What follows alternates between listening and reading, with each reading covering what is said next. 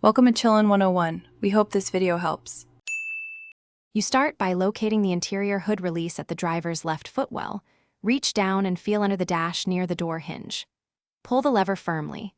Listen for a distinct pop that indicates the primary latch has released.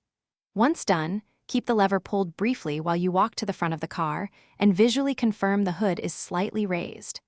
If the lever feels loose, pull it a second time while you observe the hood to make sure the mechanism moved.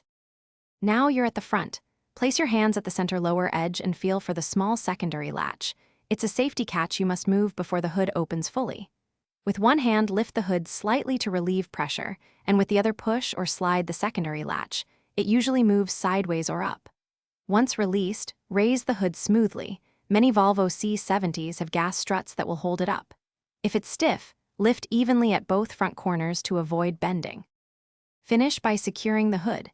If your C70 lacks gas struts, place the prop rod into its retaining hole on the hood underside.